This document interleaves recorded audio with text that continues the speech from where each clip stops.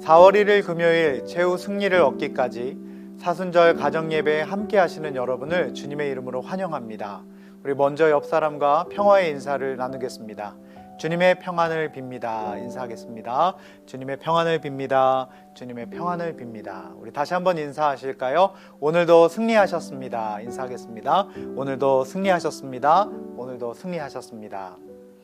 찬송가 445장 1절과 2절 찬송하시겠습니다.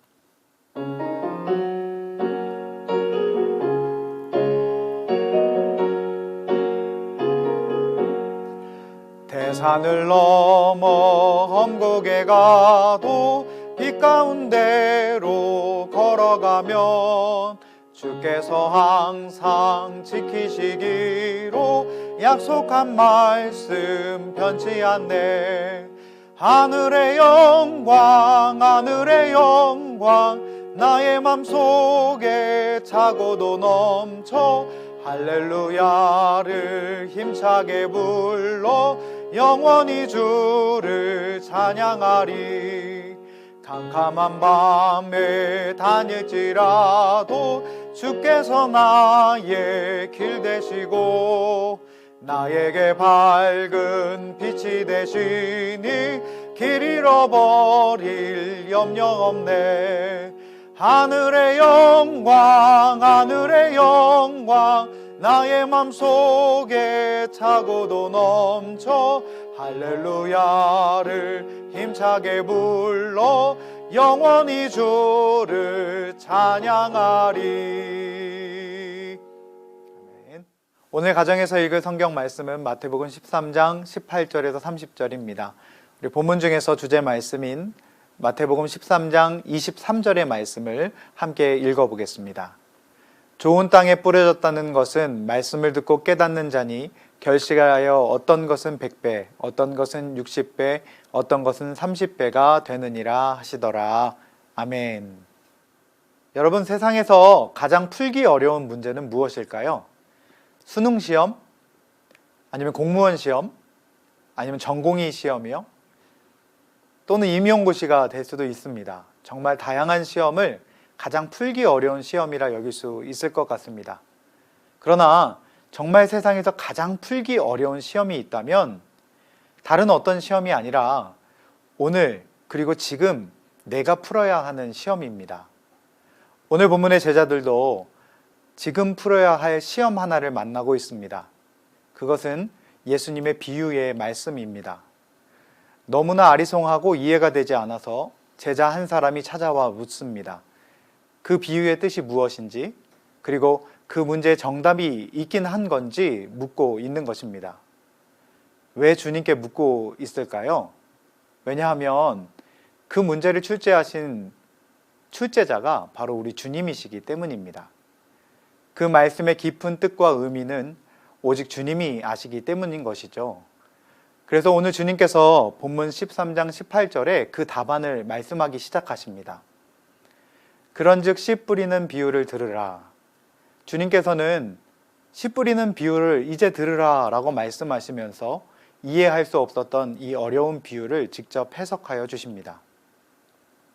본문에는 세 가지의 나쁜 땅과 나머지 한 가지의 좋은 땅이 옥토가 등장하고 있습니다.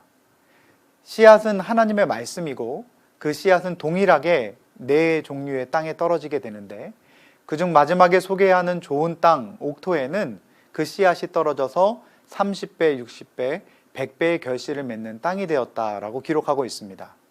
주님께서는 말씀을 듣고 깨닫는 자가 이러한 좋은 땅이다라고 말씀하고 계십니다. 바라기는 예수님이 제자들이 풀어줄 수 없어 고민하고 있던 이 비유의 의미를 해석해 주시고 깨닫게 하셨던 것과 같이 오늘 이 저녁 우리 인생에 찾아오는 수많은 문제 가운데 친히 찾아오셔서 그 문제를 해석해 주시고 깨닫게 하여 주시기를, 그래서 말씀 안에 올바른 길을 발견하여 풍성한 열매를 맺는 인생 되게 하여 주시기를 간절히 축복합니다. 그렇다면 오늘 비유로 말씀하신 이야기들 중에 나머지 나쁜 땅, 세 가지의 종류의 땅은 어떠한 땅이었을까요? 천국 비유에서 말씀하시는 첫 번째 나쁜 땅이 있다면 길가를 말하고 있습니다. 씨앗인 하나님의 말씀이 길가에 뿌려집니다. 그런데 여러분, 길가가 왜 나쁜 땅일까요? 다른 것보다도 이 길가는 본문 19절에 누구나 다닐 수 있는 땅이라 기록하고 있기 때문입니다. 우리 19절 말씀입니다. 아무나 천국 말씀을 듣고 깨닫지 못할 때는 악한 자가 와서 그 마음에 뿌려진 것을 빼앗나니 이는 곧 길가에 뿌려진 자요. 아멘. 예수님은 길가를 표현하시면서 아무나라고 말씀을 하고 계십니다. 아무나 그 길가에 떨어진 하나님의 말씀, 씨앗의 말씀을 받게 된다라고 경계하고 계시는 것입니다. 하나님의 말씀을 누구나 들을 수 있는 게 여러분 정말 문제일까요? 아니에요. 하나님의 말씀은 누구나 만날 수 있고 누구나 들을 수 있습니다. 그러나 그 말씀을 받는 우리의 마음에 아무나 들어와서 주신 그 말씀을 가져가게 해서는 안 된다라고 우리 주님이 말씀하고 계시는 것입니다. 그렇습니다. 악한 자가 들어와서 하나님의 말씀, 그 어떠한 것과도 바꿀 수 없는, 바꿔서는 안 되는 소중한 아버지 하나님의 말씀을 빼앗아 가버리게 만드는 그런 곳이 바로 이 길가다라고 주님은 제자들에게 말씀하고 계시는 것입니다. 여러분, 특별히 요즘은 이단과 여러 가지 다른 이야기를 하는 이들이 우리 교인들의 마음을 미혹하게 하고 하나님의 말씀을 우리의 마음에서 빼앗아 가려고 애를 쓰고 있습니다. 이러한 어지러운 때에 우리의 마음밭이 길가가 되지 않아야 하겠습니다. 악한 이들이 우리 마음에 활개치고 다니게 하지 않도록 우리의 눈과 귀와 마음에 파수꾼을 세워서 말씀을 지키며 승리하는 저와 여러분 되기를 축복합니다. 천국비유에서 말씀하시는 두 번째 등장하는 나쁜 땅이 있다면 돌밭을 이야기하고 있습니다. 이 돌밭의 특징은 뿌리를 깊이 내릴 수 없다는 것입니다. 뿌리를 깊이 내리지 못한 나무는 깊이 뿌리를 내리지 못하기에 태풍이 오면 아무리 큰 나무라 할지라도 바람에 밀려 넘어지게 되어 있습니다. 뿌리를 잘 내려야 건강하게 나무가 자랄 수 있는 것처럼 우리의 신앙도 뿌리를 잘 내려야 건강하게 성장할 수 있습니다. 그렇다면 신앙의 뿌리를 잘 내린다는 것은 무슨 의미를 가지고 있을까요? 그것은 균형 잡힌 신앙인이 되는 것을 의미합니다. 하나님은 우리가 이성과 감정과 의지, 지정의의 균형을 이루는 신앙인이 되기를 바라십니다.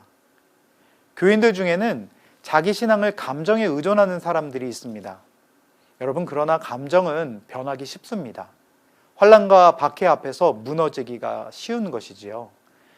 변하기 쉬운 감정에 자신의 신앙을 맡기지 말고 영원히 변함이 없는 하나님의 말씀에 믿음의 뿌리를 박아야 할 것입니다. 이에 대해서 골로새서 2장 6절에서 7절 말씀에 바울은 다음과 같이 도전하고 있습니다. 그러므로 너희가 그리스도 예수를 주로 받았으니 그 안에서 행하되 그 안에 뿌리를 박으며 세움을 받아 교훈을 받은 대로 믿음에 굳게 서서 감사함을 넘치게 하라. 그렇습니다. 오직 예수 그리스도 안에 하나님의 말씀 아래서 깊이 뿌리를 박으며 세움을 받고 교훈을 받아 믿음에 굳게 서서 감사함이 넘치는 복된 저와 여러분의 이 저녁 되기를 주님의 이름으로 축복합니다. 천국비유에서 말씀하시는 세 번째 등장하는 나쁜 땅이 있다면 가시떨기 땅이입니다. 이 가시떨기에 떨어진 씨앗은요, 심겨지고 자라날 수 있습니다. 처음에는 잘 자라는 것 같아 보이지만 그러나 결국에는 가시에 의해서 성장이 방해를 받아 더 이상 자라지 못하게 됩니다. 예수님께서는 이 가시떨기에 떨어진 씨는 주위의 환경과 여건 등 외부에서 오는 문제로 인해 넘어지는 사람을 의미한다 말씀하십니다. 그렇습니다. 염려와 근심과 재물에 관한 이 욕심은 우리 신앙에 있어서 가시떨기와 같습니다. 세상의 염려와 재물의 유혹은 말씀을 막아버려 결실하지 못하게 하기 때문입니다. 오늘 나의 삶에 하나님의 말씀이 뿌리 내리고 자라는 것을 막는 가시떨기가 어떠한 것이 있습니까? 어떠한 염려와 근심을 하고 있는지, 또한 어떠한 재물의 유혹으로 인하여 넘어짐이 있는지 돌아보아야 할 것입니다.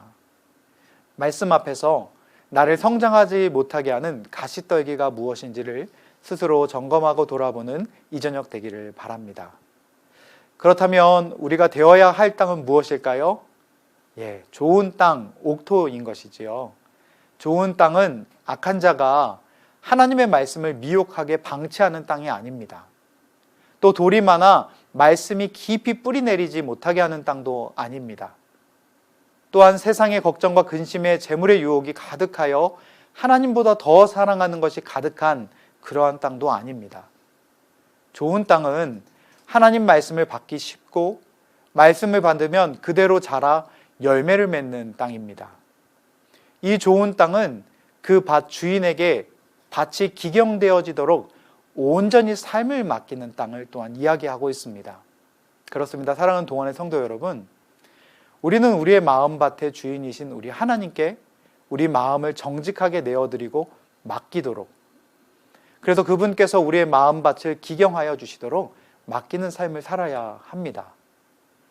마음의 밭이 길가와 같은 땅이라면 갈아엎어 땅을 말씀받기 쉬운 부드러운 땅이 되어지도록, 또한 마음의 밭이 돌밭이라면 돌을 골라내어 옥토가 되게 하여 주시도록, 또한 마음밭이 가시떨기 같은 밭이라면 가시를 제거해 좋은 땅이 되게 하여 주시도록 우리 마음의 주인이신 하나님께 우리의 땅을, 우리의 마음의 땅을 맡겨드려야 하는 것입니다.